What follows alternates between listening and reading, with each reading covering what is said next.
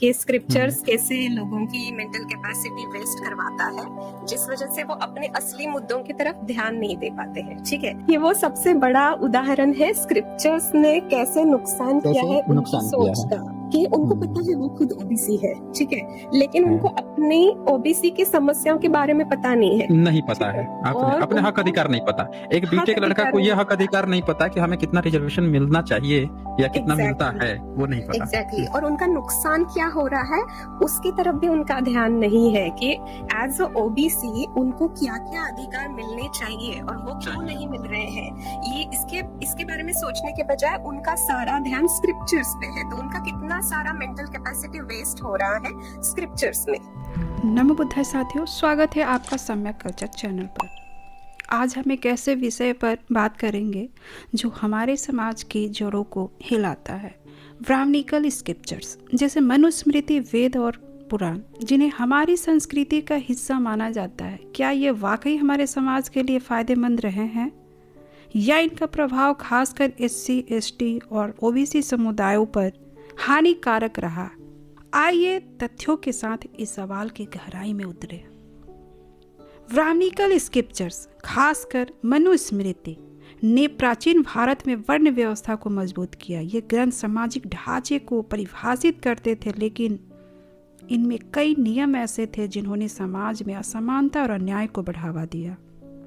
मनुस्मृति में शूद्रों और अन्य निचले वर्णों के लिए कठोर नियम बताए गए, जैसे मंदिरों और सार्वजनिक स्थानों में प्रवेश पर रोक। इससे एससी एसटी समुदाय को सदियों तक अछूत माना गया, जिसने सामाजिक एकता को तोड़ा। इन ग्रंथों ने कुछ समुदायों को केवल श्रम आधारित या निम्न कार्यों तक सीमित किया। ओबीसी और एससी एसटी को संपत्ति, व्यापार या उच्च पदों से वंचित रखा गया, जिससे उनकी आर्थिक प्रगति रुकी। वेदों और अन्य ग्रंथों में शिक्षा को मुख्य रूप से ब्राह्मणों और ऊपरी वर्णों के लिए आरक्षित बताया गया। 19वीं सदी तक एससी एसटी समुदायों में साक्षरता की दर 10% से भी कम थी, जो इन ग्रंथों के प्रभाव का सबूत है। हमारे बाबा साहब डॉक्टर वी.आर. अम्बेडकर जी ने लिखा कि मनुस्मृति जैसे ग्रंथों ने सामाजिक गुलामी को वैधता दी, जिसका सबसे ज्यादा नुकसान एससी एसटी ओबीसी समुदायों को हुआ। आज भारत का संविधान समानता की बात करता है। आरक्षण और कानूनों ने एससी एसटी ओबीसी समुदाय को सशक्त बनाने की कोशिश की है, लेकिन ग्रामीण इलाकों में जातिगत हिंसा और भेदभाव आज भी देखने को मिलता है। क्या ये ब्राह्मणिकल स्क्रिप्चर्स की पुरानी मानसिकता का नतीजा है? क्या ये ग्रंथ जो हमारी संस्कृति का हिस्सा है, आज के समावेशी समाज के लिए बाधा बन रहे हैं? कमेंट जरूर कीजिए। साथियों, ब्राह्मणिकल स्क्रिप्चर्स ने हमारे समाज को सदियों तक प्रभावित किया, लेकिन इनके कई नियमों ने असमानता और अन्याय को जन्म दिया। अब समय है कि हमें इनके नकारात्मक प्रभाव को पहचाने और एक ऐसा समाज बनाए जहां हर व्यक्ति को बराबर सम्मान और अवसर मिले। आपका क्या विचार है? क्या इन ग्रंथों को आज भी शाब्दिक रूप से मानना सही है? कमेंट में अपनी राय जरूर बताएं। इस महत्वपूर्ण चर्चा को और आगे लोगों तक पहुंचाने के लिए वीडियो को लाइक, शेयर और सब्सक्राइब जरूर करें। इसी विषय पर दो ज्ञानियों के बीच बहुत ही जबरदस्त चर्चा हो रही है आगे की वीडियो में। तो चलिए देर ना करते हुए हम आगे बढ़ते हैं। लेकिन आगे बढ़ने से पहले अगर आपने इस चैनल को सब्सक्राइब नहीं किया है तो सबसे पहले इस चैनल को सब्सक्राइब करें, क्योंकि आपका एक सब्सक्रिप्शन हमें और भी बेहतर जानकारियाँ देने के लिए प्रेरित करता है। साथ ही साथ बेल आइकन बटन को भी प्रेस कीजिए, जिससे आने वाले वीडियो का नोटिफिकेशन सबसे पहले आप तक पहुँचे।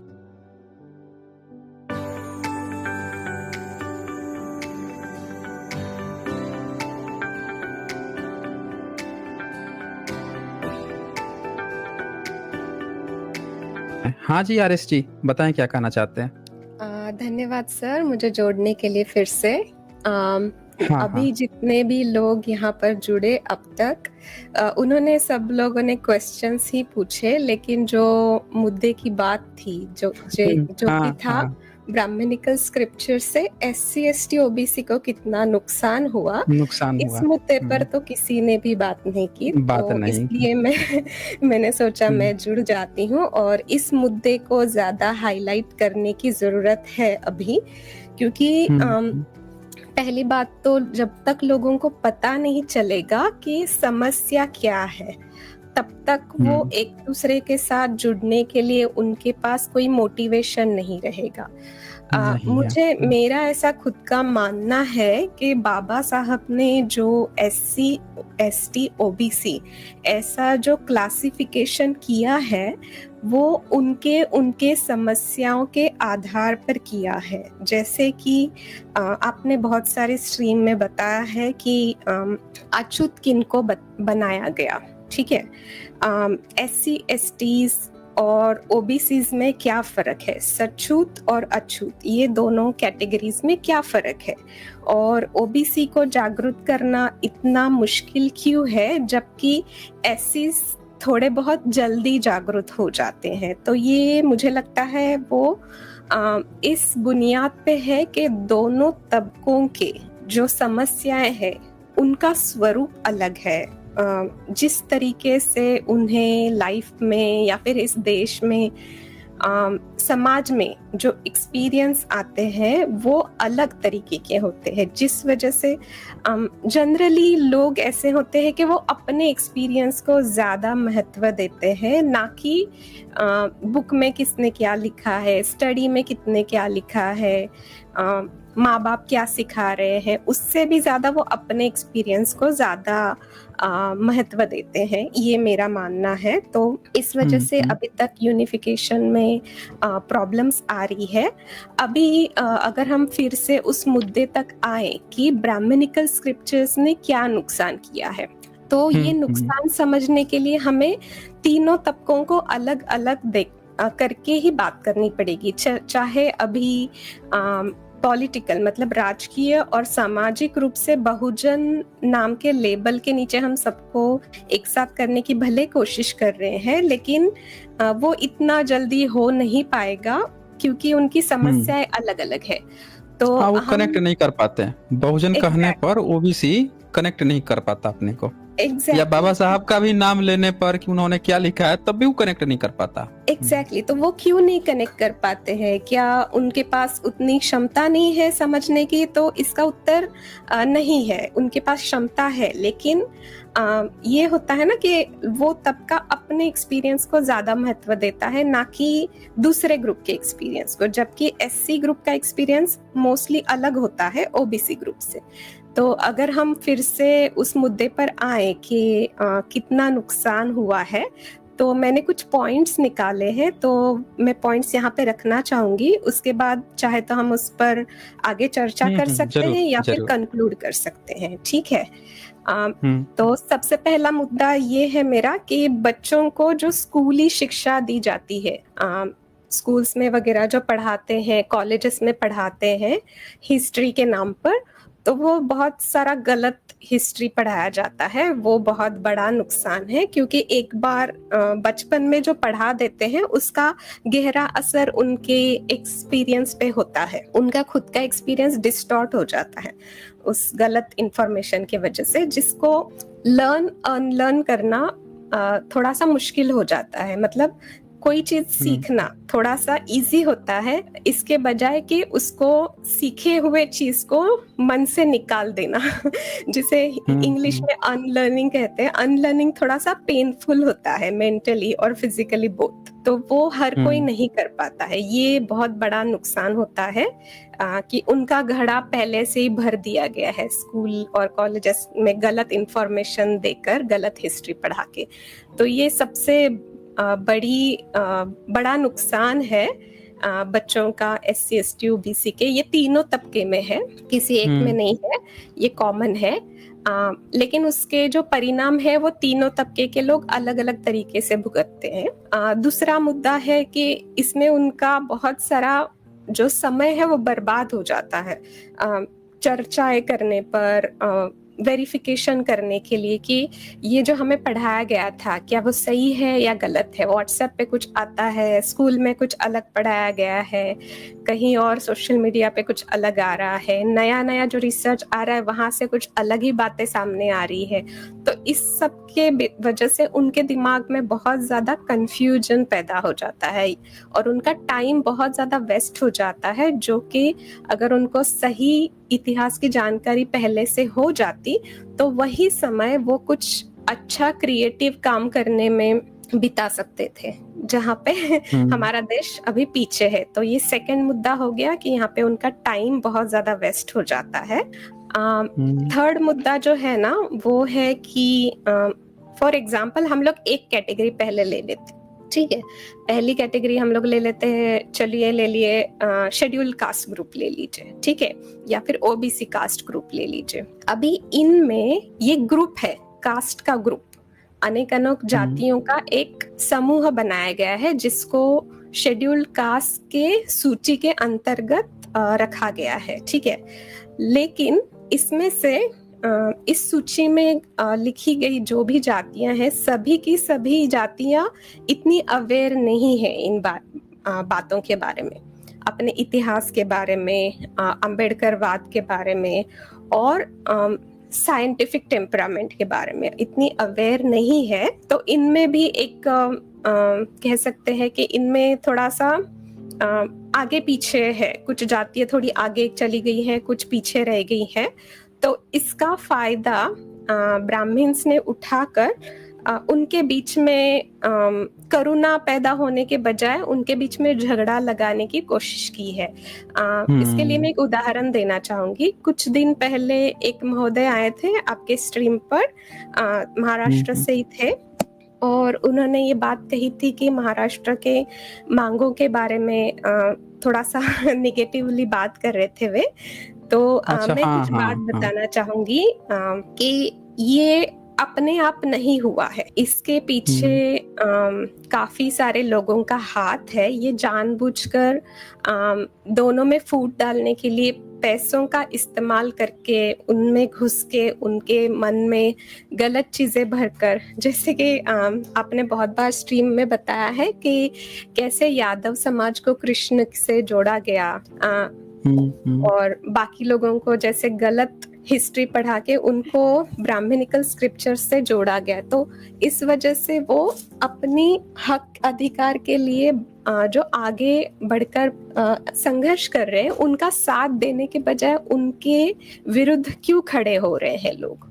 ये एक बहुत बड़ा नुकसान हुआ है और इसका फायदा उठाकर जो उनकी जुडिशियल में जो भी उनके सगे संबंधी होंगे उनसे मदद लेकर उन्होंने एससी में वर्गीकरण का एक फैसला लेकर आए थे और वो इम्प्लीमेंट भी किया था भारत के कुछ राज्यों में। तो ये इसका बहुत दूरगामी दुष्परिणाम होने वाले हैं। ये इसके बारे में अभी लोगों को इतनी अच्छी जानकारी नहीं है। जिन लोगों को लगता है कि डाइवर्सिफिकेशन की वजह से उनका फायदा होगा, उनको तो इस बारे में बिल्कुल भी जानकारी नहीं है कि सबसे ज्यादा उनका ही नुकसान होगा। ठीक है, ये हो गया तीसरा मुद्दा। इसमें मैंने सिर्फ एससी ग्रुप का उदाहरण लिया है क्योंकि ये ज्यादा उनमें जो भी उनमें जो प्रॉब्लम्स है वो बहुत ज्यादा ये है, मतलब एकदम पता चल जाता है थोड़ा सा भी अगर हम लोग ऑब्जर्व कर लेंगे तो। ओबीसी में भी है लेकिन अभी मैं उसमें बहुत ज्यादा नहीं जाऊंगी, ये सिर्फ मैंने एक उदाहरण दिया। तो लोग जो कहते हैं कि ये लोग ऐसे हैं, ये लोग वैसे हैं, ये पागल है या ये इग्नोरेंट है, ये सही बात नहीं है। कुछ लोग इग्नोरेंट हो सकते हैं लेकिन उनको उस बारे में भड़काया गया है। उनके मतलब बुद्धिज्म में जो बोलते हैं ना कॉज एंड इफेक्ट, लोग सिर्फ इफेक्ट के ऊपर कंसंट्रेट करते हैं और कॉज को नजरअंदाज कर देते हैं, कारण को नजरअंदाज कर देते हैं। तो मेरी सबसे अपील है यहाँ पे जो भी लोग सुन रहे हैं कि कारण को भी ढूंढने की कोशिश करें, सिर्फ इफेक्ट पर पूरी तरह से अपना ध्यान नहीं दे, कारण भी ढूंढने की कोशिश करें। तो आपको पता चल जाएगा कि बैकग्राउंड में कौन कहाँ से क्या फंडिंग कर रहा है, जिस वजह से ये अलगाववादी सोच आ रही है इस कैटेगरीज में। ओबीसी में भी यही चीज है, लेकिन मैं ये होप करती हूँ कि ओबीसी में से ही लोग आकर इस पर ज्यादा प्रकाश डालेंगे, इसके बजाय कि हम ही बात करें सब मुद्दों पे। मैं चाहती हूँ वो खुद से आकर इस मुद्दे पे बात करें ताकि उस मुद्दों को ज्यादा महत्व मिले। ऑर्गेनिकली अगर नेतृत्व आएगा वहां से निकल के तो वो ज्यादा बेहतर रहेगा। ये हो गया ओबीसी तीसरा में। मुद्दा। हाँ, ओबीसी हाँ में जी जो बोलिए। सबसे बड़ी दिक्कत आ रही है वो यही है कि पॉलिटिकली वो बाहर निकल के आते हैं, इसीलिए वो बोल नहीं पाते। जैसे एक सामाजिक कार्यकर्ता के रूप में कोई बाहर आए, वो इस पे पार्टिकुलर काम करे तो काम बन सकता है। जी हाँ जी, बिल्कुल बिल्कुल। तो इस वजह से मेरा यही होप है, यही आशा है कि ओबीसी में से खुद से नेतृत्व उभर कर आए, न कि किसी और ने उनको पुश किया हो। जबकि एक्चुअली इतिहास ऐसा है कि ज्यादातर ओबीसी नेतृत्व जो है वो एससी के मूवमेंट के बाद ज्यादा उभर कर आया है। खास करके उसका उदाहरण आपको पेरियार जी के रूप में दिख जाएगा। पेरियार जी का उदय तभी हुआ था, उनके पहले जो अयोध्यास थे उनके उन्होंने इसका मतलब उनको बहुत ज्यादा सपोर्ट करके आगे आने के लिए सहायता की थी। ये बहुत लोगों को पता नहीं है। अयोध्यास जो थे उन्होंने ये बात कही थी कि जो एससीज हैं वो बुद्धिस्ट थे, इसी वजह से उनको एससी बना दिया गया। इसी वजह से उनके बारे में इतनी ज्यादा घृणा ब्राह्मण्स में है। तो ये उन्होंने बताई थी। तो ये तीसरा मुद्दा खत्म हो गया। ठीक है, अब हम आते हैं चौथे मुद्दे पर। मुझे लगता है कि हमारी जो सोसाइटी है, पूरी सोसाइटी, वो पीछे क्यों हो गई है? क्योंकि बहुत सारी उनकी जो मानसिक कैपेसिटी होती है कुछ करने की, आगे बढ़ने की, वो इसमें खर्च हो जाती है कि वो स्क्रिप्चर्स को समझे। इसमें जो डिस्क्रिपेंसीज दी गई है कि अरे ये ऐसा कैसे हो गया। अभी जैसे वो भाई आए थे करण खरात करके, वो बेचारे कंफ्यूज हो गए कि कहे तो क्या कहे, बोले तो क्या कहे। एक्चुअली वो भाई गुरव कास्ट से थे, जो कि महाराष्ट्र में ब्राह्मण्स के खिलाफ जो मूवमेंट चली थी, बुद्धिस्ट लोगों को छोड़कर बाकी लोगों की जो मूवमेंट चली थी, उसमें काफी सारी मंदिरों पर ब्राह्मणों का जो पूजा पाठ करने की जो एकाधिकार शाही थी, उसके खिलाफ ओबीसीओ में से लोगों को पुजारी करके नियुक्त किया गया था। उसमें से ये गुरव कास्ट एक है। ठीक है, तो इनको ये नहीं पता चल पा रहा था, ये अच्छे ब्राह्मण, अभी ब्राह्मण ही खोज रहे थे, ब्राह्मण सब उनको जाति से बाहर निकाल दिया। मतलब कह रहे हैं कि जाति से उसको बाहर निकाल दिया, फिर भी अभी ब्राह्मण ही घुस रहे हैं। अरे जाति से बाहर निकाल दिया तो आप क्यों उसमें ब्राह्मण खोज रहे हो? अच्छा ब्राह्मण बुरा ब्राह्मण, वो जाति से बाहर है ना। तो मैंने उनका उदाहरण इसलिए दिया, बिल्कुल बिल्कुल, कि वो सबसे बड़ा उदाहरण है स्क्रिप्चर्स ने कैसे नुकसान किया है उनकी सोच का। कि उनको पता है वो खुद ओबीसी है, ठीक है, लेकिन उनको अपनी ओबीसी की समस्याओं के बारे में पता नहीं है। नहीं पता है, अपने हक अधिकार नहीं पता। एक बीटेक लड़का को ये हक अधिकार नहीं पता कि हमें कितना रिजर्वेशन मिलना चाहिए या कितना मिलता है, वो नहीं पता। एग्जैक्टली। और उनका नुकसान क्या हो रहा है उसकी तरफ भी उनका ध्यान नहीं है कि एज अ ओबीसी उनको क्या क्या अधिकार मिलने चाहिए और वो क्यों नहीं मिल रहे हैं। ये इसके बारे में सोचने के बजाय उनका सारा ध्यान स्क्रिप्चर्स पे है। तो उनका कितना सारा मेंटल कैपेसिटी वेस्ट हो रहा है स्क्रिप्चर्स में। तो ये मेरा चौथा मुद्दा था कि स्क्रिप्चर्स कैसे लोगों की मेंटल कैपेसिटी वेस्ट करवाता है, जिस वजह से वो अपने असली मुद्दों की तरफ ध्यान नहीं दे पाते हैं। ठीक है, तो ये तो अभी का उदाहरण देख के हमें काफी क्लियर हो जाता है। ये चौथा मुद्दा था। इसमें और भी कुछ हम लोग ऐड कर सकते हैं। ठीक है, पांचवा मुद्दा है कि जो हमारी सोसाइटी है इसमें अलग अलग कास्ट होती है और उनमें फिर बहुत सारे इस पे फिर विवाद हो जाते हैं छोटी छोटी चीज़ों को लेकर कि बाबा हमारे मतलब धर्म में जो अलग अलग परंपराएं आ गई है या फिर अलग अलग संप्रदाय आ गए हैं, थोड़ा बहुत बदलाव हो जाता है कुछ डिस्टेंस पे, तो वो दोनों एक दूसरे से झगड़ा करते हैं कि नहीं हमारा ज्यादा सही है, नहीं तुम्हारा गलत है। इसमें उनका बहुत ज्यादा टाइम वेस्ट तो होता ही है, लेकिन इसके अलावा एक मानसिक और शारीरिक हिंसा भी जन्म लेती है इस वजह से। तो ये बहुत बड़ा नुकसान होता है कि जैसे कि हम उसमें एक ले सकते हैं कि शैविज्म और वैष्णविज्म। ठीक है, तो अगर कुछ लोग वो फॉलो कर रहे हैं और कुछ लोग ये फॉलो कर रहे हैं। तो जो ब्राह्मण्स झगड़ा कर रहे हैं वो तो सिर्फ बातों नहीं झगड़ा करेंगे, ठीक है, लेकिन जो उनके फॉलोवर हैं SC ST OBC में से, वो कभी कभी शारीरिक हिंसा पर उतर आते हैं। तो ये बहुत बड़ा उनका नुकसान है कि इस वजह से फिर उनके ऊपर फिर केस लग जाएंगे, उनका रेपुटेशन खराब हो जाएगा, आगे जाकर उनका कोर्ट कचहरी में पुलिस इसमें टाइम वेस्ट हो जाएगा। उनका जो फोकस होना चाहिए था करियर पे या कुछ और करने में, बिजनेस करने में, वो सब निकल के ये सब चीजों में उनका टाइम और फोकस बेस्ट हो जाता है। अच्छा, ऐसा ये क्यों करते हैं? क्या इसका कारण ये है कि जब कोई नेता खड़ा होता है तो उसके जो सेवक होते हैं वो सबसे पहले अपने नेता के सपोर्ट में खड़े हो जाते हैं कहीं भी, या कोई अगर उसको कुछ धमकाने मारने आए तो सबसे पहले उसके जो चेले चमचे होते हैं वो चले जाते हैं मारने पीटने, दिखाने के लिए कि हम सबसे बड़े सेवक हैं? तो क्या यही कारण है SC ST OBC का कि ब्राह्मणिज्म को ये अपना बॉस मान के सबसे पहले लड़ाई झगड़ा पर ये चले जाते हैं धर्म बचाने? मुझे ऐसा नहीं लगता है सर, क्योंकि देखिए, एक मनुष्य होने के नाते हम लोन वुल्फ की तरह नहीं जी सकते। हमें एक सोसाइटी के तहत रहना पड़ता है। उसके लिए फिर हमें अगर हमें सोसाइटी में रहना है तो हमें कोई ना कोई ग्रुप से खुद को साझा करने की जरूरत पड़ता है, ठीक है।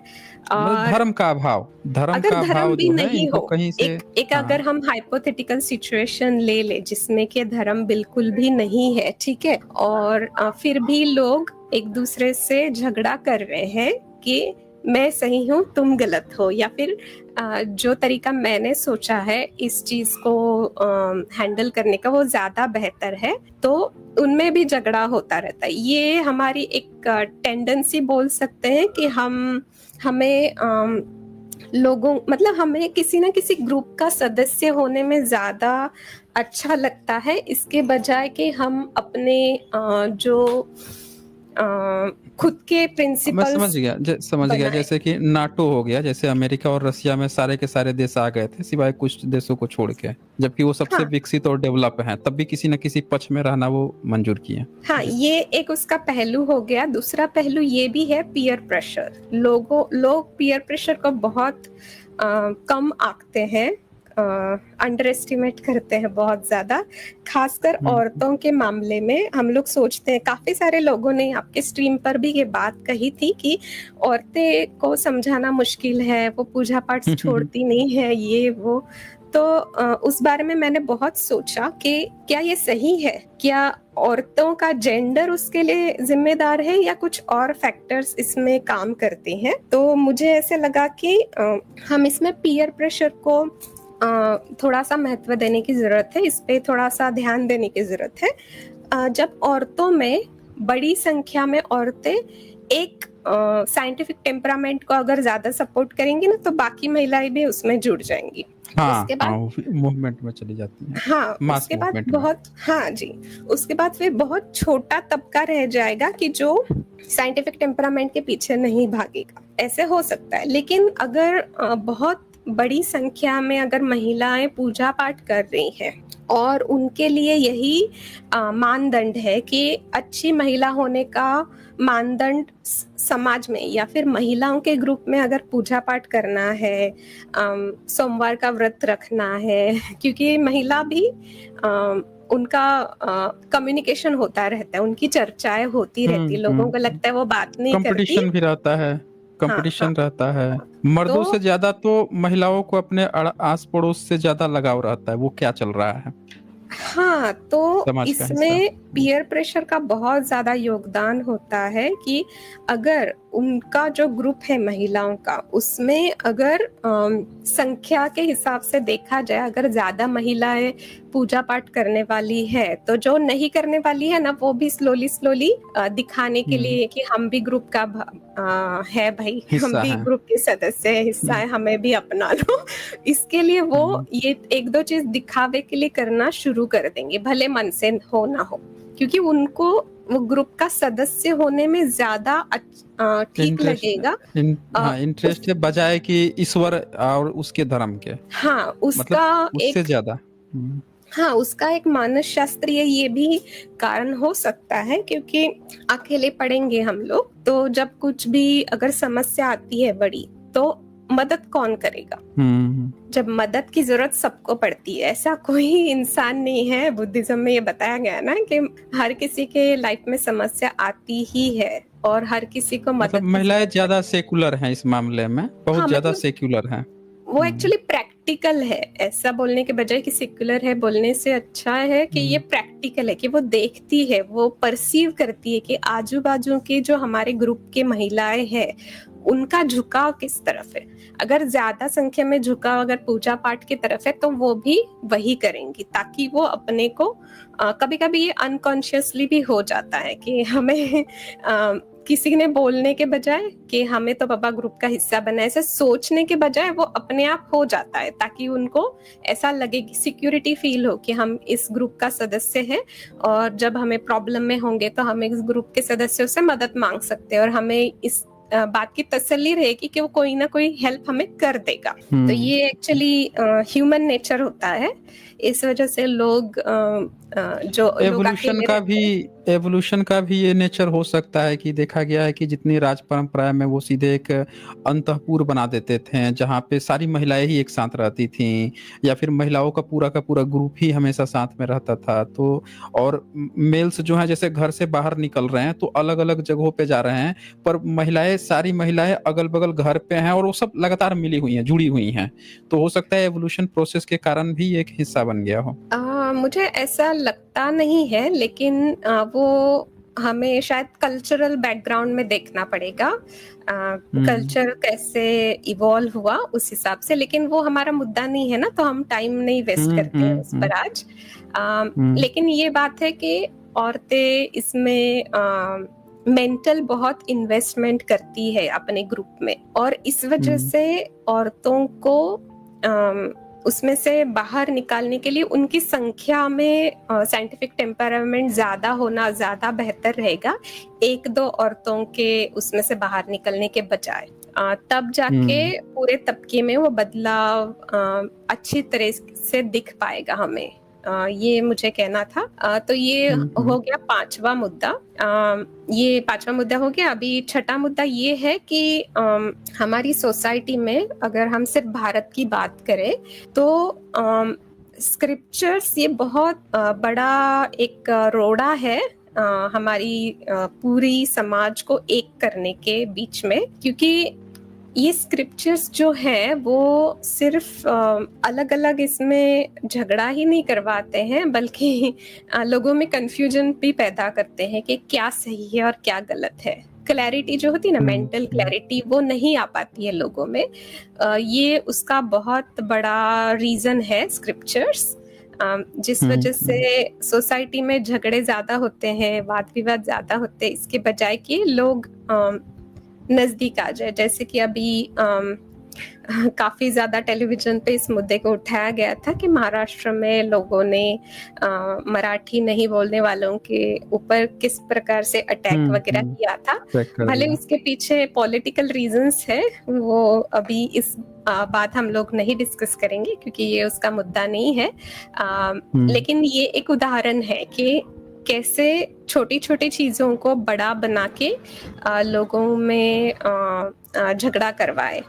ये हाँ, ये एक बहुत बड़ा ये है, क्योंकि स्क्रिप्चर्स में एक तो उनका उगम शंकराचार्य से जोड़ा जाता है, जो कि बिल्कुल साउथ में केरला साइड में आता है, या फिर बिल्कुल नॉर्थ में जो पीठ है वहां से जोड़ा जाता है। जो बीच के जो है वहां पे इतना वो है नहीं कुछ भी। वहां पे बुद्धिज्म का ज्यादा प्रभाव था, तो दोनों में टकराव होकर जो कुछ मिली भगत हो गई है यहाँ पे कल्चर में। जैसे कि अभी पहले वो जो भाई आए थे कुणाल जी, वो बता रहे थे, तो उनकी जो कास्ट है वो प्रिस्ट कैसे बनी, उसके पीछे भी यही टकराव का कारण है। लेकिन उनको अपना खुद का इतिहास ठीक से पता नहीं होने के कारण वो गलत चीज को सपोर्ट और डिफेंड करने में अपनी शक्ति व्यर्थ कर रहे थे। हाँ, तो ये एक बहुत बड़ा कारण है कि स्क्रिप्चर्स की वजह से क्या नुकसान हुआ है। ठीक है, ठीक है, तो ये हो गया छठा मुद्दा। सातवां मुद्दा बहुत ज्यादा हम लोगों की रोजमर्रा के जीवन के ऊपर है। सब लोगों ने सुना होगा जीडीपी ग्रॉस पर कैपिटा क्या होता है वगैरह वगैरह। बहुत सारे न्यूज़ आउटलेट ने कहा कि अभी इंडिया इतनी ट्रिलियंस की इकोनॉमी हो गई है, ब्ला ब्ला ब्ला, लेकिन किसी ने इस बात पे जोर नहीं दिया कि पूरे भारत की जीडीपी और पर कैपिटा जीडीपी इसमें क्या फर्क है। इस पे लोगों ने बिल्कुल जोर भी नहीं दिया। ध्यान बिल्कुल सही बात। जी, अब जी, पर व्यक्ति पर तो जाते नहीं है ना, ओवरऑल देख के खुश हो लेते हैं ये। हाँ, तो वो पर व्यक्ति पर इसलिए नहीं जाते हैं क्योंकि पर व्यक्ति में जाएंगे तो उसमें उनको ओबीसी कंगाली एससी दिखेगी। को जोड़ना पड़ेगा, जो कि भारत जोड़ना की पड़ जाएगा। आबादी का बहुत बड़ा हिस्सा है। तो असली वो चेहरा नहीं दिख जाएगा, तब असल जी, चेहरा दिख जाएगा वहां पे जी, भारत का। बिल्कुल। तो वो बिल्कुल नजरअंदाज करने के लिए वो पूरे भारत के जीडीपी के ऊपर ही बात करते हैं। इसके ऊपर बिल्कुल भी बात नहीं करते कि पर कैपिटा इनकम बहुत ही कम है। इसके ऊपर वो कंप्लीटली इग्नोर कर देते हैं। ये एक बहुत बड़ा ये है, और ये सब उनको करने की आज़ादी इस वजह से मिल जाती है क्योंकि SC ST OBC का पूरा ध्यान स्क्रिप्चर्स पे है कि ये पढ़ लो, वो पढ़ लो, सुबह उठ के ये कर लो, ब्राह्मण बचाने पहुंच जाते हैं, ब्राह्मण बचाने। हाँ, तो वो ये क्यों करते हैं? क्योंकि उनका ध्यान एक्चुअल जो जरूरत है उसके बजाय स्क्रिप्चर्स पे है। तो ये स्क्रिप्चर्स का बहुत बड़ा नुकसान ये है कि ये जो एक्चुअल डेटा है हमारे पास उसके ऊपर उसका ध्यान देकर, अगर कोई बंदा इंजीनियरिंग किया हुआ है, मतलब उसका मैथ्स तो आएगा उसमें, भले उसके पास इकोनॉमिक्स ना हो लेकिन उसको मैथ्स की तो जानकारी होगी, तो उसको ये बात तो समझ में आनी चाहिए कि बाबा जीडीपी क्या होता है, पूरे देश का जीडीपी और पर कैपिटा इनकम में क्या फर्क है। अगर पर कैपिटा इनकम नहीं बढ़ी है इसका मतलब गरीबी बढ़ी है देश में, न कि घटी है। अगर गरीबी बढ़ती है मतलब लोगों के पास अगर काम नहीं है, तो एज अ ओबीसी हमें क्या नुकसान होगा? अगर लोगों के पास काम नहीं है तो सबसे पहले जिनके पास काम नहीं है उनके पास खाने के लाले पड़े हैं, अगर वो क्राइम की तरफ बढ़ेंगे तो वो सबसे पहले टारगेट किसको करेंगे? ये चीज उनका बिल्कुल ध्यान नहीं है। क्योंकि जो जिन देशों को हम लोग विकसित देश कहते हैं उनमें उनको विकसित इसलिए कहा जाता है, न कहा जाता है क्योंकि वो सबके सब अमीर है लोग वहां पे, ना, इसके लिए कहा जाता है क्योंकि जो सबसे निचला तबका है उसका भी उन्होंने कैसे ख्याल रखा है, उसके भी खाने पीने का इंतजाम कैसे किया है, ताकि वो भूखा प्यासा न रहे, उसको क्राइम करके अपना पेट पालने की जरूरत ना पड़े। इस वजह से उनको डेवलप्ड नेशन या फिर विकसित देश कहा जाता है। यहाँ के जो इंडियन न्यूज़ चैनल्स है, न्यूज़पेपर्स है, उन्होंने बहुत गलत तरीके की इमेज बनाई है बाहर के देशों की। एक तो कंप्लीटली मतलब वल्गर रूप से दिखाया गया है कि उनका कल्चर बहुत वल्गर है या फिर बहुत ज्यादा अमीर है। दिन रात यही प्रचार करते हैं, दिन रात यही प्रचार करते हैं, जबकि उसका ये कभी भी पक्ष नहीं दिखाते हैं, एक्चुअल पक्ष नहीं दिखाते कि वो आगे क्यों है। एग्जैक्टली उनके देश के भी कुछ अपने प्रॉब्लम्स है, कुछ अलग इश्यूज हैं, ऐसे नहीं है कि उनके सब इश्यूज उन्होंने सॉल्व कर दिए हैं उसके ऊपर। लेकिन एक है कि साइंटिफिक टेम्परामेंट का यूज करने की वजह से वो अपने प्रॉब्लम्स कम से कम एक्सेप्ट करने के लिए तैयार है, भले 100% ना हो तैयार, लेकिन कुछ लोग तो तैयार हो जाते हैं और वो आवाज उठाते हैं इस बारे में।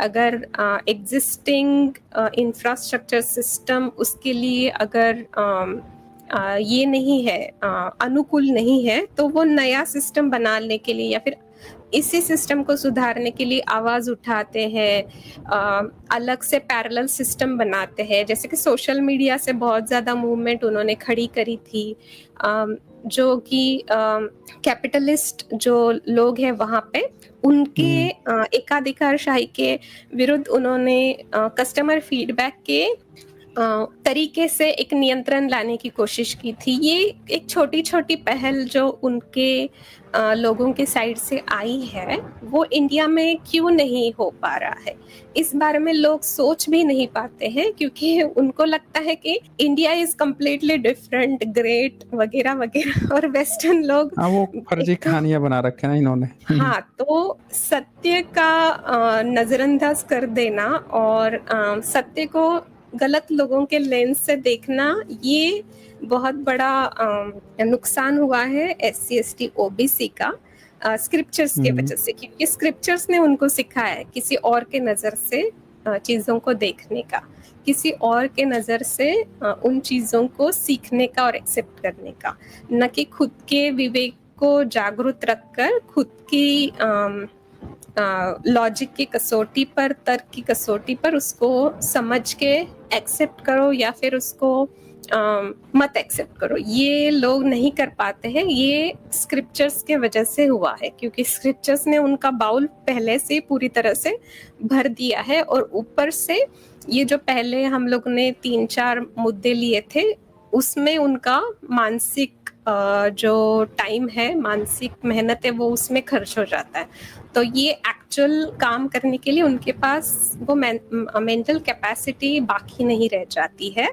ये उसका बहुत बड़ा नुकसान हो गया है। ठीक है, 8वां मुद्दा ये बहुत ज़्यादा इम्पोर्टेंट है। ये खासकर OBC के बारे में है, क्योंकि पहले मैंने सब SC के ही उदाहरण दिए थे, तो अभी 8वां जो मुद्दा है वो OBC के बारे में ज्यादा लागू है, जबकि SC के लिए भी है लेकिन OBC के लिए ज्यादा लागू है। तो ये 8वां मुद्दा है कि क्रीमी लेयर का। आपको तो अच्छे से पता होगा, OBC कोटा लाने में इन्होंने कितना टाइम लगाया, कितने ज्यादा रोड़े डाले इस काम में, कितने ज्यादा एक्सक्यूजेस दिए, और उसको मतलब टालते काका किलुस्कर, काला हाँ, काका जो वो क्या नाम था, कालुस्कर या क्या नाम था उसका, तो वही कर दिया। हाँ, नहीं तो वो बस्ते मतलब में डाल दिया, बस्ते में डाल दिया, फिर मंडल को लाया गया बाद में, तो बहुत कहानियां गढ़ी गई हैं उसमें। तो हाँ, तो वो करना उनको क्यों पॉसिबल हो पाया, उनको ये सब करने की कैसे उनको कोई विरोध क्यों नहीं हुआ ये सब चीजों में, क्योंकि हमारे OBC भाई बहन स्क्रिप्चर्स में उलझे हुए थे। स्क्रिप्चर्स में वो अपने रूट्स ढूंढ रहे थे, अपने रूट्स ढूंढ रहे थे। हाँ, जाति, हाँ, हमारी जाति कहाँ है स्क्रिप्चर में, लो भैया खोज लो। हाँ, तो उनका सारा ध्यान गलत चीज के तरफ था। तो लोग मतलब अभी अगर हम मेन स्ट्रीम मीडिया में देखेंगे तो लोग बोलते हैं कि अंग्रेजों ने फोड़ो और राज्य करो की नीति अपनाई थी, लेकिन वो ये भूल जाते कि ये नीति अंग्रेजों ने नहीं बल्कि ब्राह्मणों ने पहले अपनाई थी, तभी तो इतनी सारी जातियां आई थी, और वहीं से वो नीति बाकी लोगों ने फिर उठाई थी। काका कालेलकर नाम था, काका कालेलकर आयोग था वो, और उसको ठंडे बस्ते में डाल दिया था। और उसके बाद मंडल आयोग आया था, और मंडल आयोग का जब उन्होंने एक्चुअल इम्प्लीमेंटेशन किया, उसके बाद उसको निष्प्रभ करने के लिए क्रीमी लेयर की कैसी षड्यंत्र के तहत लाया गया क्रीमी लेयर, और उसको थोपा गया। उसके भी 40 सिफारिश में से सिर्फ 2 सिफारिश लागू हुए थे। हाँ, और वो भी लागू हुए, उसकी सरकार गिरा दी गई। जिसने लागू किया उसकी सरकार गिरा दी गई। जी, वो आपने बहुत बार वो मुद्दा उठाया, इसलिए मैं उस पर नहीं बात कर रही हूँ। मैं इस चीज पर बात करूंगी कि क्रीमी लेयर उन्होंने जो लाया था उसका एक्चुअली कॉन्स्टिट्यूशन में कुछ भी बेसिस नहीं है, फिर भी उन्होंने क्रीमी लेयर लाया। ठीक है, और इस तरीके से लाया कि किसी और विषय पर जो केस आई थी कोर्ट में, उसके ऊपर जो उन्होंने ये दिया था, न्याय दिया था, या फिर जो भी ऑर्डर्स दिए थे, उसमें इन्होंने इसको डाल दिया उसमें, और उसको पूरे भारत पे लागू कर दिया, जबकि वो होना नहीं चाहिए था। क्रीमी लेयर का प्रावधान नहीं है OBC के, इसमें बिल्कुल भी नहीं है। और संविधान का आर्टिकल 340 के अनुसार जो OBC की जनगणना कराने की और उनके लिए रिजर्वेशन की जो रिकमेंडेशन करी गई है, उसमें भी ये बिल्कुल भी अंतर्भूत नहीं होता है क्रीमी लेयर का कंसेप्ट। क्रीमी लेयर कंसेप्ट बिल्कुल भी उसमें ये नहीं है, मतलब तर्कसंगत नहीं है, उससे कंप्लीटली उससे अगेंस्ट है वो। फिर भी जो लोग इससे प्रभावित होंगे निगेटिवली, उन्होंने एक ने भी इसके विरुद्ध आवाज नहीं उठाई ओबीसी ने, क्योंकि उनका पूरा ध्यान स्क्रिप्चर्स पे था। स्क्रिप्चर्स में वो लोग ढूंढ रहे थे कि हमारा मूल कहाँ से है, हमें किससे फायदा होगा, तो वो स्क्रिप्चर्स में फायदा ढूंढ रहे थे, न कि ओबीसी। उनको मतलब अपनी खुद का फायदा, पहली बात तो उनको खुद को हम ओबीसी है ये नहीं हो रहा था, मतलब क्या कह सकते, उनको एहसास नहीं था इस चीज का कि हम लोग ओबीसी है। वो खुद को ओबीसी मतलब बैकवर्ड क्लास ना, पिछड़े, वो खुद को पिछड़े मानने को तैयार नहीं थे, इसलिए वो स्क्रिप्चर्स में रूट ढूंढ रहे हैं। ये एक मानसिक द्वंद्व चल रहा था उनके अंदर, जिस वजह से उनको लग रहा था अरे हम हमको पिछड़े क्यों माने, हम लोग पिछड़े नहीं है, पिछड़े तो दलित होते हैं। वो उनके मन में ये अलगाववादी सोच आ गई थी एससी के अगेंस्ट में। तो ये भी सोच खुद से नहीं आई है, ऑफ कोर्स उसके पीछे भी स्क्रिप्चर्स ही हैं, लेकिन ये सोच की वजह से उन्होंने अम्बेडकरवाद या फिर ओबीसी ये पहचान एक्सेप्ट करने के बजाय स्क्रिप्चर्स में खुद के मूल ढूंढना ज्यादा बेहतर समझा। ये उनका बहुत बड़ा नुकसान हुआ है, क्योंकि अगर हम आज की जो परिस्थिति है वो देखें तो जब आपसे बहुत ज्यादा लोग बात करने के लिए आते हैं, तो आपने भी ये देखा होगा कि वो लोग कितना ज्यादा खुद को उसमें उलझाए रखे हुए हैं कि वो एक्सेप्ट करने को तैयार नहीं कि हम ओबीसी हैं। उनको ओबीसी के रिजर्वेशन के बारे में पता नहीं है, उनको ओबीसी के बेनिफिट्स के बारे में पता नहीं है, ओबीसी मंडल कमीशन क्यों लाया गया, उसके क्राइटेरियाज क्या थे जिसके बेसिस पर उनको ओबीसी सूची में डाला गया, ये उनको पता नहीं है। मेरी एक दोस्त थी जो ओबीसी थी, उससे मेरी इस बात पे बहुत चर्चा होती थी। वो अम्बेडकरवादियों को बहुत ज्यादा अच्छा समझती थी, लेकिन वो ऐसे सोचती थी कि हाँ अम्बेडकरवादी बहुत अच्छे होते हैं, वो संघर्ष करने वाले होते हैं, वो चुपचाप बैठ के मार खाने वालों में से नहीं होते हैं, लेकिन हम ओबीसी भी क्षत्रिय है, ऐसे वो सोचती थी। तो हाँ, तो हमारा डिस्कशंस होता था, तो मैं सोचती थी कि ये है तो बड़ी होशियार, स्मार्ट है, इसका रीडिंग भी बहुत अच्छा है, इसकी समझ भी बहुत अच्छी है, बट फिर भी इसको ये चीज क्यों दिखाई नहीं दे रही है, सामने है, जबकि वो बड़े शहर में पली बड़ी है, उसके आजू बाजू में बहुत सारे अम्बेडकरवादी रहते थे। हर साल जो पुस्तक का मेला लगता है वो उसको एक्सेस कर सकती थी, लाइब्रेरीज थी आसपास उसके आजू बाजू में, जहाँ पे वो पली बड़ी थी, वहां से लाइब्रेरी से उसको बहुत कुछ चीजें मिल सकती थी, लेकिन उसने क्यों नहीं किया, ये बहुत मुझे ये सवाल मेरे दिमाग में बहुत टाइम तक रहा। कभी कभी डिस्कशन के दौरान मैंने उसको एक छोटी सी मंडल कमीशन की किताब भी दी थी कि पढ़ लो, समझ लो, उसके बाद हम लोग चाहे तो इस पर डिस्कस कर लेंगे। ऊपर बिना पढ़े डिस्कशन करना और फिर मैं तुम्हें ऐसे बोलूं कि इतनी सीखने के बाद, इतनी होशियार होने के बाद भी तुम्हें ये बात नहीं समझे, ऐसे मुझे उसके इंटेलिजेंस का अपमान नहीं करना था, इसलिए मैंने उसको वो बुक गिफ्ट में दी कि तुम पढ़ लो। लेकिन पढ़ने के बाद भी उसका यही कहना था कि उसका मतलब दिल बैठ गया कि नहीं, हम लोग ओबीसी है लेकिन हम लोग पिछड़े नहीं है, हमें पिछड़े मत कहो, क्योंकि उसको लग रहा था कि पिछड़े का मतलब दलित के साथ कनेक्शन हो गया। नहीं, वो एक्चुअल में ना जातिवाद देख रही थी। हाँ, वही बात हुआ। वो एक्चुअल में वहां पे वो जाति देख रही थी कि हमको कोई ना नीची जात ना समझ ले। हाँ, वही समझ रहा मैं ना, बोल उसके रही हूँ अंदर जी। वो जात एक्चुअली में आ रही थी, जो लोगों के वो नहीं। अच्छा, हम में क्या है कि अब तक इतने करते करते अब माइंड इतना सेटअप हो चुका है कि आके कोई कितना भी नीची जात, ऊंची जात, कोई भी जात कहता है तो अब हम लोग में फर्क नहीं पड़ता, बिल्कुल नहीं पड़ता। लेकिन हाँ, जो लोग जो लोग अभी उसमें हैं, नए नए हैं, उनको बहुत ज्यादा फर्क पड़ जाता है। विशेषकर हाँ अगर ओबीसी है, उसको बड़ा फर्क पड़ता है कि हमको नीची जात कोई ना बोल दे। हाँ ये देखें, हाँ ये फर्क बिल्कुल देखिए। बिल्कुल। जी। और एक चीज मुझे उससे ये पता चली, जो अभी आप मेरे से पहले जो भाई ज्वाइन करे थे, करण खराज जी, उनसे भी ये बात पता चली थी। मेरी दोस्त ने भी मुझे वो बहुत सालों पहले वो बात बताई थी कि जब ब्राह्मण वर्सेस नॉन ब्राह्मण की मूवमेंट चल रही थी बहुत सारे प्रदेश में, तब काफी ब्राह्मणों ने एक कदम पीछे ले लिया, और जिनको वो अपने स्क्रिप्चर्स में उलझाए रखना चाहते थे, ऐसे कुछ ओबीसी के डोमिनेंट कास्ट के लोगों का उन्होंने जनेऊ करना स्टार्ट किया, जबकि वो पुराणोक्त विधि से जनेऊ करते हैं, बट वो करवाते हैं उसको भेड़ की ऊन से, हाँ भेड़ की हाँ ऊन से। हाँ उससे करवाएंगे, लेकिन करवाएंगे और ऐसे उनको झूठा झूठा बोल देंगे कि तुम लोग क्षत्रिय कुल से हो, और फिर उनका इस्तेमाल वो एससी के विरुद्ध लड़ने के लिए एज अ मसल करके यूज करेंगे उनका। तभी तो ये लोग आते हैं आपसे झगड़ा करने के लिए कि हम लोग तो क्षत्रिय हैं। वो उसमें सबसे खास बात क्या है कि जब कोई जाता था ना वॉशरूम में, तो वॉशरूम तो एक जगह है, वॉशरूम में सब लोग जाएंगे, पहचानेंगे कैसे कौन किस जाति का है?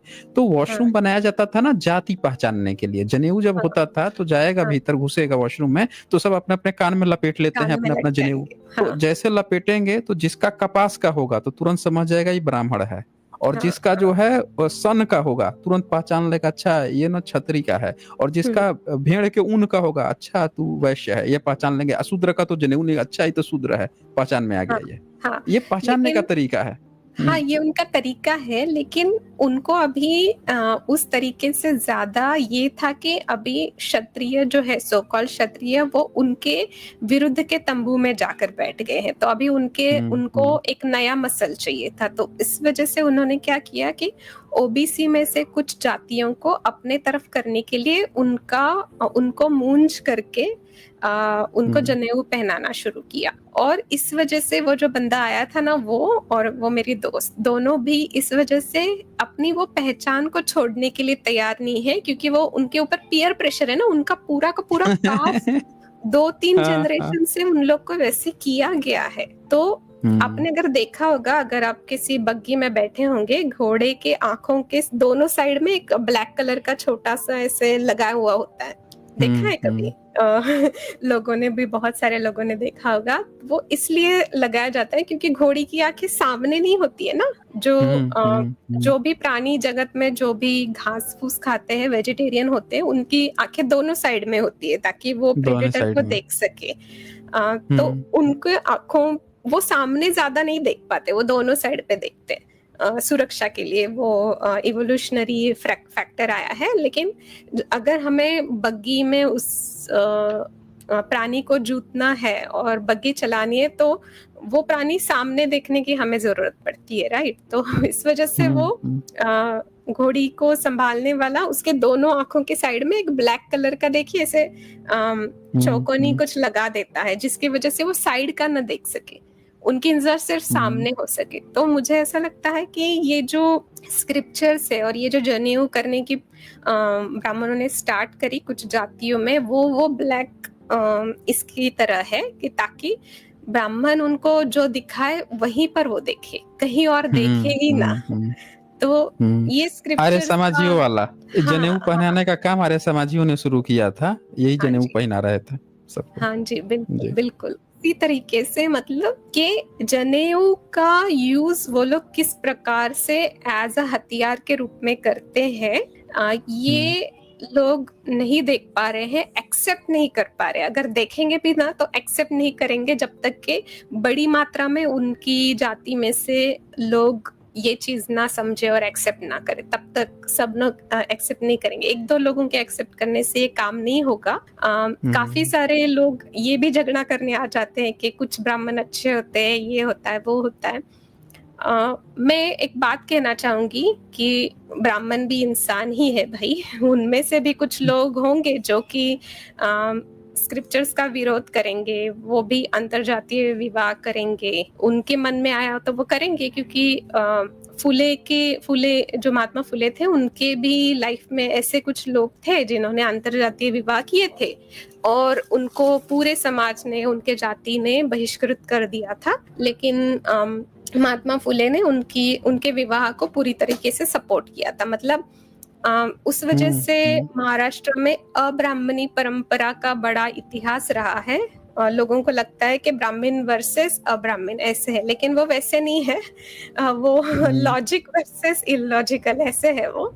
लेकिन लोगों को मतलब ऐसे बोलने की आदत पड़ गई है। तो ये स्क्रिप्चर्स का एक बहुत बड़ा नुकसान है कि लोग सच्चाई को सच्चाई के रूप में न देखकर ब्राह्मणों की नजरियों से देखते हैं, जिस वजह से अच्छा हाँ जी, आपने 8 कारण बताए हैं और कुछ ना फीडबैक आ रहे हैं, उसको ले लेते हैं, फिर आगे आपसे बात करते हैं। ओके जी जरूर, कोई प्रॉब्लम नहीं है जी। सम्यक एम जी ने यहाँ लिखा है, मुझे नहीं लगता कि सिर्फ एसी ही बुद्धिस्ट थे इसीलिए वो अधिक प्रताड़ित होने का कारण है, बल्कि उनकी जातिगति, काम एंड लोअर आर्थिक स्थिति है कंपैरेटिव टू ओबीसी। हाँ, ओबीसी की संख्या अधिक है और प्रताड़ित तो दोनों हुए हैं।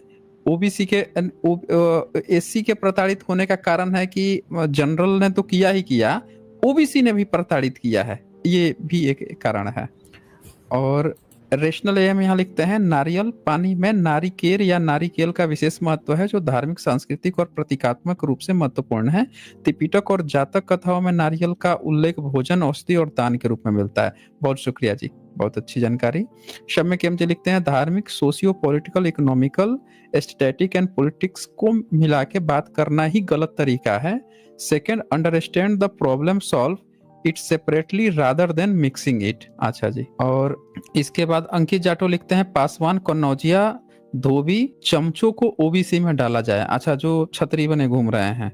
अच्छा जी। और यहाँ पे रेनकार्नेशन लिखते हैं, मंदिर में ब्राह्मण नंगे रहता है और भगवान गले तक ढके हुए, फिर भी सर्दी ब्राह्मण को ही होती है, भगवान को ही होती है। मतलब ब्राह्मण वाकई दमदार है, बस डिबेट करने में झुरझुरी आ जाती है। बहुत बढ़िया जी। और प्यूल बायो लिखते हैं, 1990s के पहले साउथ में गणेश चतुर्थी नहीं मनाई जाती थी। ओके, फिर आरएसएस इसे लेकर आया, इनसे भी बड़ा हमें भी बहुत त्योहार और अपने महापुरुषों का उत्सव मनाना है। अच्छा जी, बहुत बढ़िया जी। और रविंद्र मॉडर्न फर्नीचर लिखते हैं, सर बहुत महान कार्य कर रहे हैं, इसके लिए साधुवाद। शुक्रिया जी आपको। जी आरएस जी, आप कंटिन्यू कर सकती हैं। ओके, अच्छा लगा लोगों के फीडबैक देखकर। लोगों में बहुत ज़्यादा अवेयरनेस है ऑलरेडी। उनके जो फीडबैक आ रहे हैं वो सुन के लगता है कि लोगों को, जो लोग अंडर एस्टिमेट करते हैं वो गलत कर रहे हैं। लोगों की अंडरस्टैंडिंग बहुत बढ़ गई है अभी। तो अभी तक हम लोग ने 8 मुद्दों पर बात करी कि स्क्रिप्चर्स की वजह से क्या नुकसान हुआ है। अब जो हम लोग ने जो 7वां मुद्दा लिया था वो थोड़ा सा आज के इसमें था, 8वां मुद्दा भी वही था। अभी 9वां जो मुद्दा है वो तो बहुत ज्यादा इम्पोर्टेंट है, आपको भी बहुत अच्छा लगेगा। वो थोड़ा सा एजुकेशन के संबंधित है, एजुकेशन से संबंधित है। जो हमारे भारत में जो एजुकेशन सिस्टम है, जो शैक्षणिक प्रणाली है, उसके बारे में है। हर एक राज्य के अपने अपने बोर्ड्स हैं, जो कि एक्चुअली वो वर्ड अच्छा नहीं है लेकिन उसे वर्नाकुलर कहते हैं, वर्नाकुलर मीडियम। उसके अलावा दिल्ली जो बोर्ड है, जिसे हम लोग CBSE बोर्ड कहते हैं, उसके अलावा नहीं, दिल्ली बोर्ड अलग है। नहीं, दिल्ली बोर्ड अलग है, CBSE बोर्ड अलग है, लेकिन CBSE बोर्ड का भी हेडक्वार्टर दिल्ली ही है। हाँ, मतलब वो NCERT से ही है। जो उसका जो शैक्षणिक साहित्य है वो वहां से कंट्रोल किया जाता है। इस वजह से दिल्ली कहा मैंने। तो वो सेंट्रल बोर्ड बोल सकते हैं हम उसे, दिल्ली की बजाय। दिल्ली का खुद का अलग एक बोर्ड भी हो सकता है, तो सेंट्रल बोर्ड है, ठीक है। उसके अलावा एक ICSE बोर्ड भी है, जो कि थोड़ा सा इंटरनेशनल या फिर कैम्ब्रिज से ज्यादा मिलता जुलता है। और एक बोर्ड अभी कुछ साल पहले ऐड कर दिया गया था, जिसे कि IB बोर्ड कहा जाता है, इंटरनेशनल बिजनेस और something, I am not 100% sure, ऐसी कुछ तो है नाम उसका, ठीक है।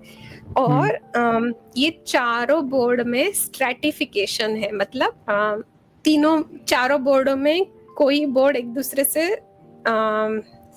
सिंक में नहीं है, ऐसे बोल सकते हैं। उसके लिए मुझे अभी अच्छा हिंदी वर्ड नहीं मिल रहा है। अगर आपको सूझे तो मतलब बता चारों में दीजिएगा। कुछ कॉमन नहीं है और चारों अलग अलग वो चल रहे हैं। हाँ, समन्वय नहीं है, बिल्कुल भी समन्वय नहीं है। अभी ये क्यों हुआ है? क्योंकि काफी सारे मेरे दोस्त हैं जिन्होंने इस चीज पर बात की है कि आजादी के बाद, जब देश स्वतंत्र हुआ था, उसके बाद जो कि रिजर्वेशन जो भी है भारत देश में लागू हुआ था, सर्व शिक्षा अभियान हो सकता है, और कुछ हर एक राज्य सरकार ने कुछ अलग अलग योजनाएं कार्यान्वित की थी ताकि उनके कार्यक्षेत्र में शिक्षा को बढ़ावा देने के लिए। तो उस हिसाब से जैसे जैसे SC ST OBC में शिक्षा के प्रति लगाव बढ़ रहा था, वहां से काफी सारा टैलेंट उभर कर आ रहा था, जो कि सबसे पहले तो इसी में था। पहले तो जो स्टेट बोर्ड होते उसी में आएंगे, उसके बाद उनमें से जो भी पेरेंट्स कुछ थोड़े से अच्छी पोस्ट पर लग गए थे और जो अपने अपने स्टेट से निकलकर किसी और स्टेट में काम की वजह से, ट्रांसफर की वजह से जा रहे थे, तो उन्होंने सेंट्रल बोर्ड को अपनाना ज्यादा जरूरी समझा। और जो मिलिट्री में थे उनकी संख्या इसमें बहुत ज्यादा थी। उस वजह से भी काफी सारे लोग स्टेट बोर्ड और सेंट्रल बोर्ड दोनों में पढ़े लिखे थे।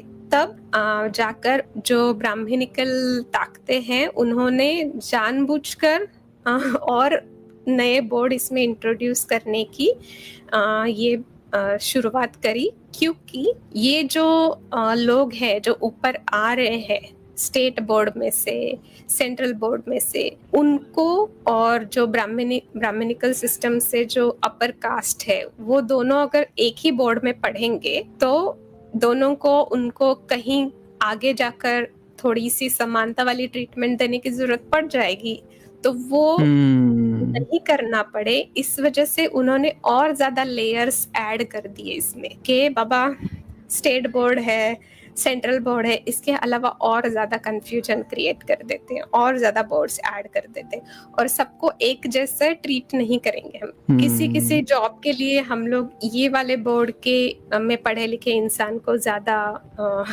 चांसेस देंगे जॉब के लिए, इस वाले बोर्ड को नहीं देंगे। इस तरीके से उन्होंने कम और ज्यादा ये करना शुरू कर दिया, और इस पर हमारे लोगों का ध्यान बिल्कुल नहीं है। ये बहुत ही प्रॉब्लमैटिक सिचुएशन है जिसके ऊपर हमें ध्यान देने की जरूरत है, क्योंकि स्टेट बोर्ड का जो कार्यकारी मंडल होता है, जो भी बुक्स में क्या पोर्शन आना चाहिए, कौन से बुक्स में क्या आएगा, कौन सी भाषा में आएगा, उसमें से क्या निकाला जाएगा, क्या डाला जाएगा, ये सब लोग जो ये सब जिनके हाथ में वो पावर है कि वो लोग तय करते हैं, उनके नियंत्रण में है ये चीज।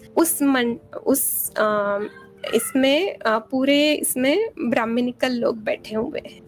फिर सेंट्रल बोर्ड में भी वही है, और ICSE में और IB में तो कम्प्लीटली न्यू होने के कारण उसमें उन लोगों ने पूरी तरीके से कब्जा किया हुआ है। तो एडमिशन के वक्त जो वो लोग क्राइटेरिया रखते हैं कि दोनों माँ बाप पढ़े लिखे हो, दोनों माँ बाप का इंटरव्यू लेना, ये सब चीजें SC ST OBC के बच्चों को वहां तक नहीं पहुंचाने के लिए डाले हुए रोड़े हैं। ये बात हमारे लोग समझ नहीं पा रहे हैं, और उसके विरोध में काम करने की बजाय, उसके विरोध में एक होने के बजाय पूरा ध्यान उनका स्क्रिप्चर्स में जा रहा है कि कौन अभी गणेश चतुर्थी में किसने ये नहीं किया, सोमवार का व्रत किसने नहीं पालन किया, स्क्रिप्चर्स कौन नहीं पढ़ रहा है, घर में कौन गणपति नहीं बैठाया। हाँ, इसमें उनका पूरा ध्यान जा रहा है, जबकि उनका और उनके बच्चों का भविष्य दांव पे लगा हुआ है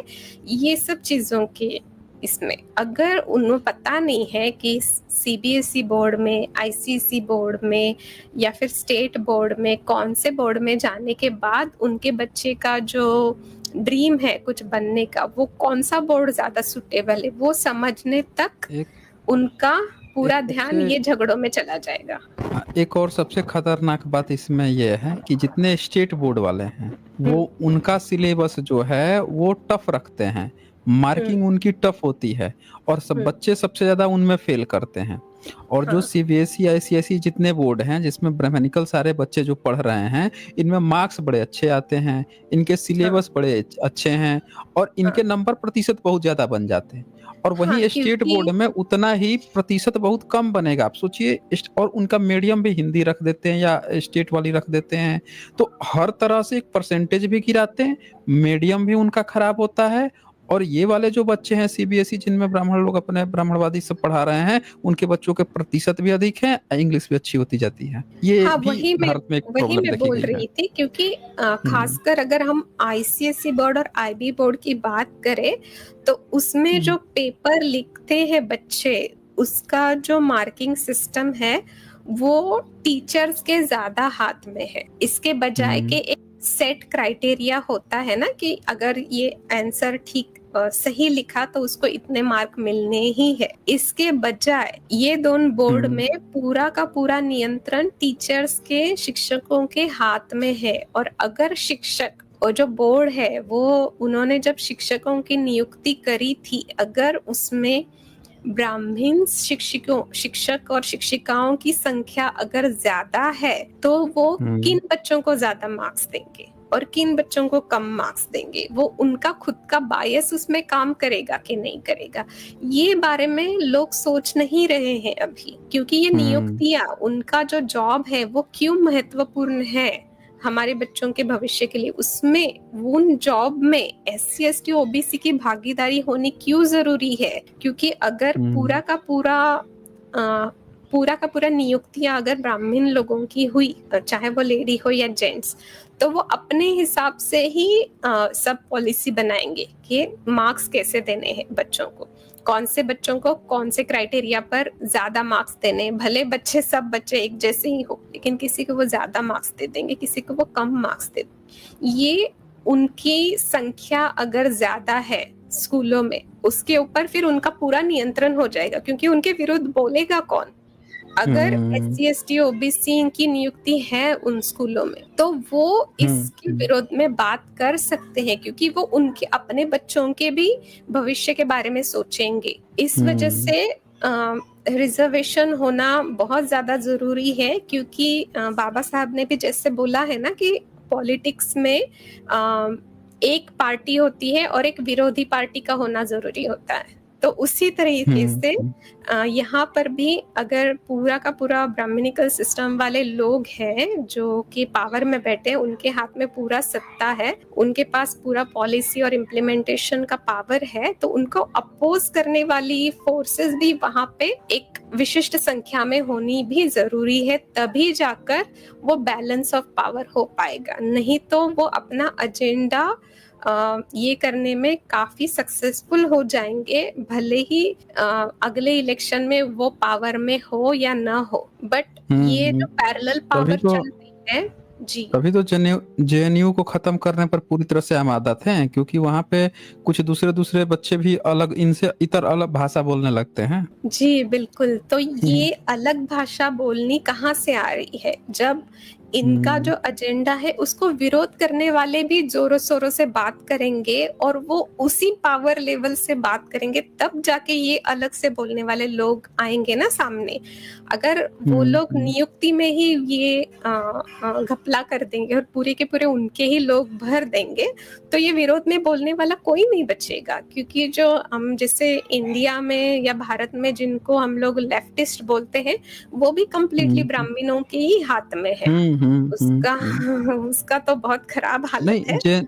जेएनयू में एक चीज है कि कम से कम जय भीम के नारे भी तो सुनने को मिल जाता है, बाकी कहीं नहीं मिलेगा। तो इनको इस बात की भी चिढ़ है कि वहां से जय भीम के नारे भी कैसे लग जाते हैं। वहां पे कुछ क्षेत्रीय दल हैं, वहां के भी बच्चे आ जाते हैं ना, वहां पे अलग अलग वो बने हुए हैं, बच्चों के अपने दल बने हुए हैं, तो उनकी भी बातें कुछ आ जाती हैं। इसका भी इनको चिढ़ रहता है कि एकमात्र ऐसी जगह कहाँ है जहाँ पे ऐसे बच्चे बोल ले रहे हैं।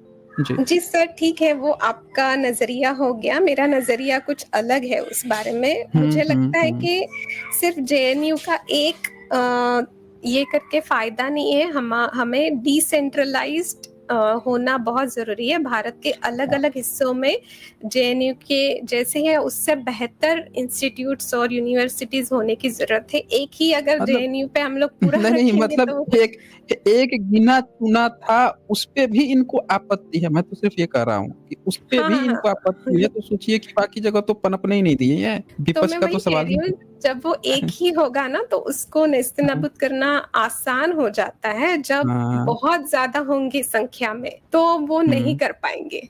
कहाँ-कहाँ पे अपनी शक्ति लगाएँगे और वो? या फिर हर जितने भी इंस्टीट्यूट है वहाँ पे ही हर सब में होना चाहिए। जिसने हाँ, हाँ। एक्जिस्टिंग है उसमें ही विपक्ष होना चाहिए, जो ये लोग क्रिएट नहीं होने दिए। जी, जी। बिल्कुल, बिल्कुल। तो मेरा यही है कि पूरा हमारा जो ये है एम्फेसिस जेएनयू के ऊपर नहीं होके जितना डिसेंट्रलाइज़ हम लोग कर सकें, उतना बेहतर हुँ, रहेगा हमारे लिए, सबके लिए। और एक आशा की किरण ये भी है कि काफ़ी सारी एससी, एसटी, ओबीसी से लोग आगे आकर अपने-अपने इंस्टीट्यूट्स खोल रहे हैं। मैं आपको एक हुँ। उदाहरण देना चाहूँगी कि महाराष्ट्र में ही नागपुर में आपको ऐसे बहुत सारे इंस्टीट्यूट्स मिल जाएँगे जो कि बुद्धिस्ट लोगों ने शुरू किए हैं। कुछ उत्तर हुँ, प्रदेश हुँ। में भी है और कुछ कर्नाटक में है और कुछ बैंगलोर में मैंने देखे हैं, जो कि एक बहुत अच्छी पहल है। उनको सोशल मीडिया के अलावा जो न्यूज़ चैनल्स हैं वो ज़्यादा ये नहीं देते हैं, प्रसिद्धि नहीं देते हैं, जेएनयू को ही प्रसिद्धि देते हैं। लेकिन जेएनयू के अलावा यहाँ से बहुत अच्छे नेतृत्व उभर कर आ रहे हैं, बहुत अच्छा सिलेबस और सपोर्ट मिल रहा है हमारे हुँ, बच्चों को, हुँ। एससी, एसटी, ओबीसीयों को। तो मैं ये कहना चाहूँगी कि हम सबको उन चीज़ों को ज़्यादा हाइलाइट करने की ज़रूरत है जो नए से उभर कर आ रहे हैं, क्योंकि एक अगर सिर्फ आ रहा है ना तो उसको नेस्तनाबूद करना आसान हो जाएगा उनके लिए। लेकिन अगर हम मल्टीपल आएँगे, मल्टीपल फ्रंट्स पे आएँगे ना, तो वो सब जगह पे नहीं, उनके पास इतनी ये नहीं है, पावर नहीं है। वो हुँ, सिर्फ हुँ। ऐसे दिखाते हैं, ऐसे मतलब एक कहानी है कि बैल खुद को फुला नहीं, एक मेंढक खुद को फुलाता है बैल के साइज़ का करने के लिए, लेकिन वो कभी उतना नहीं हो पाएगा क्योंकि उनकी लोक हुँ, संख्या हुँ, उतनी हुँ। है नहीं जितनी की हमारी है। हमें सिर्फ एक फ्रंट दिखाना पड़ेगा मल्टीपल जगहों से, तो वो लोग अपने आप पीछे हो जाएंगे। ये तो काफी मतलब इस्टेब्लिश्ड फैक्ट है। अगर एक ही फ्रंट पे हुँ। लड़ेंगे ना तो फिर हम लोग कुछ नहीं कर पाएंगे। तो ये हो गया, 9वां मुद्दा हो गया। ठीक है। 10वां मुद्दा ये है कि कुछ राज्यों में ब्राह्मण्स की जो सुप्रीमेसी है उसको ओबीसी कास्ट में से या फिर अदर अपर कास्ट में से चैलेंज किया गया है बहुत बार, और उसके वजह हुँ, से हुँ। ब्राह्मणी और अब्राह्मणी ट्रेडिशंस उभर कर आए हैं, जिसका एक्चुअली अब्राह्मणी ट्रेडिशंस का मूल एक्चुअली बुद्धिज्म में है, लेकिन उनको वो पता नहीं है। हुँ, बट अभी इस परिस्थिति में लोग उसको अब्राह्मणी बोलते हैं क्योंकि उनको हुँ, हिस्ट्री के हुँ। बारे में जानकारी नहीं है, और कभी-कभी वो जो दलितों ने बुद्धिज्म अपनाया है उनसे खुद को अलग करने के लिए इन अब्राह्मणी ट्रेडिशंस को वो एक अलग रिलीजन्स के रूप में प्रेजेंट करते हैं। जैसे कि मतलब ऐसे में बोलना उचित होगा कि नहीं मुझे पता नहीं, लेकिन मेरे कुछ यादव फ्रेंड्स लोग हैं जो कि खुद का जो एक उनका जो ट्रेडिशन है वो उसको खुद को सेपरेट रिलीजन के तौर पर प्रेजेंट करते हैं ब्राह्मण्स के अपोज में। कुछ हुँ। महाराष्ट्रियन दोस्त हैं जो कि शिवाजी महाराज को मानते हैं, वो शिव ऐसे करके एक अलग रिलीजन की बात करते हैं जो ब्राह्मणी रिलीजन से अलग है, ऐसे करके वो खुद को प्रेजेंट करते हैं क्योंकि उनको बुद्धिज्म एक्सेप्ट करने में कमी महसूस होती है। वो एक जातिवाद की निशानी है ऑफ कोर्स। हाँ, शिव हुँ। धर्म बोलते हैं उसको, शिव धर्म। वो शिवाजी के ट्रेडिशन के हिसाब से है, शिवाजी महाराज के ट्रेडिशन के हिसाब से। और कुछ यादवों में भी मैंने ये देखी है चीज़, जो मेरे दोस्त थे उन्होंने मुझे इस बारे में कुछ जानकारी दी थी, तो मुझे थोड़ा सा आश्चर्य लगा था कि जो बुद्धिज्म की ट्रेडिशन है वो तो मतलब जो एससी लोग हैं उन्होंने एक्सेप्ट करी है, इस कारण से खुद को उसमें से दूर रखना, ये कितना बड़ा नुकसान कर रहे हैं वो खुद का। मुझे लगता है कि सिर्फ यही कारण नहीं है, उसमें एक पॉइंट ये भी आ सकता है कि ब्राह्मणों ने बुद्धिज्म का दुष्प्रचार पहले ही शुरू कर दिया था, और उस कारण से चूंकि लोग बुद्धिज्म के सही पॉइंट्स को तब तक नहीं पहुंचा पाए, और उन दुष्प्रचारों को सुन के बाकी लोगों को लगता है कि बुद्धिज्म में बहुत ज्यादा कमी है, बहुत ज्यादा खराब है, और एससी लोग गए हैं, ये तो एक फैक्टर पहुंच ही जा रहा है। प्लस बुद्धिज्म का भी दुष्प्रचार होने को लेकर वो ओवरऑल सोचते हैं कि हमें अपना एक अलग धर्म बना लेंगे, अपनी जाति के हिसाब से धर्म बना लेंगे, मतलब जाति वो कैरी करना चाहते हैं। हाँ, आपने जो बात कही वो भी सही हो सकती है, लेकिन मुझे तो मेरा जो ऑब्जर्वेशन है उसमें मुझे यही कारण ज्यादा प्रोमिनेंट लगा कि लोगों को खुद को एससी कास्ट में से जो धर्मांतरित लोग हैं उनके साथ खुद को जुड़ने में कमी महसूस होती है, जिस कारण से वो उनको लॉजिकली तो जाना है, लेकिन उनको बुद्धिज्म जो ऐसे लोगों ने अपनाया है उनके साथ खुद को नहीं जोड़ना है, क्योंकि अगर वो उनके साथ खुद को जोड़ेंगे तो उनको उनका सुनना जाति खतरे में पड़ जाएगी, उनकी जाति खतरे में पड़ जाएगी, उनको इनकी लीडरशिप एक्सेप्ट करनी पड़ेगी, या फिर क्योंकि इन्होंने पहले बुद्धिज्म अपनाया ना, तो ये थोड़े से सीनियर हो गए, तो उनको वो नहीं करना है, ऐसे उनका मतलब एक मेंटल ब्लॉक। हाँ, वो ओवरऑल मिला के रिजल्ट यही है कि वो अपनी जाति बचाए रखना चाहते हैं, और इसी कारण से वो जा नहीं पा रहे हैं। ओवरऑल देखा जाए तो यादव वर्ग चाहे जो भी लोग हैं, शिव धर्म या जो भी बनाना चाहते हैं, लेकिन वो अपनी जाति को बचाए रखना चाहते हैं, जाति छोड़ना नहीं चाहते हैं। जी जी, सॉरी, मैं 1 मिनट म्यूट करूंगी। अच्छा, ओके, मैं म्यूट कर देता हूँ। तो आइए अतीत से सीखे, वर्तमान को समझे और भविष्य को सम्मान बनाए। तो ब्राह्मणिकल स्क्रिप्ट्स का ऐतिहासिक प्रभाव आज भी हमारे समाज में दिखता है, लेकिन अब समय है कि हम अतीत की गलतियों से सीखें और SC ST OBC समेत सभी के लिए समानता और सम्मान का समाज बनाए। आपकी राय क्या है? कमेंट में जरूर बताएं, और इस मुद्दे को और गहराई से समझने के लिए चैनल को सब्सक्राइब करें। मिलते हैं अगले वीडियो में। नमो बुद्धाय।